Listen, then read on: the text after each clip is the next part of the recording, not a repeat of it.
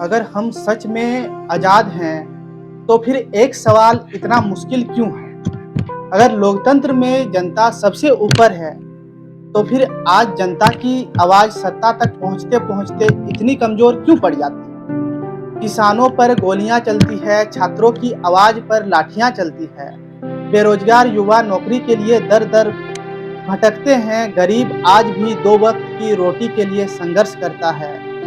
कहीं धर्म के नाम पर राजनीति होती है, तो कहीं जाति के नाम पर समाज को बांटा जाता है। कहीं सत्ता के लिए नफरत बोई जाती है, तो कहीं भ्रष्टाचार की कीमत आम जनता चुकाती है। जब युवा अपने भविष्य के लिए सड़क पर उतरता है, जब छात्र अपने हक और परीक्षा व्यवस्था में पारदर्शिता की मांग करते हैं, तो सवाल यह होना चाहिए कि उनकी बात क्यों नहीं सुनी जा रही है। जुलाई 2026 में सीजेपी के संसद मार्च के दौरान दिल्ली में लाठीचार्ज और टीयर गैस का इस्तेमाल हुआ। प्रदर्शनकारियों और पुलिस दोनों के घायल होने की खबरें सामने आई, लेकिन असली सवाल सिर्फ यह नहीं है कि लाठियां कितने चले।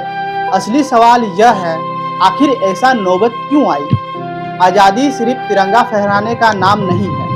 आज़ादी तब होगी जब किसान सम्मान से जिएगा, जब युवा रोजगार पाएगा, जब छात्र बिना डरे अपनी बात कह सकेंगे, जब दलित और वंचित बिना भेदभाव के जी सकेंगे, जब धर्म और जाति के ऊपर इंसानियत होगी और सत्ता जनता से सवाल सुनने से नहीं डरेंगे।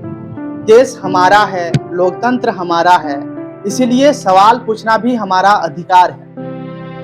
आप सभी को देश का 80वां स्वतंत्र दिवस की बहुत बहुत शुभकामनाएं।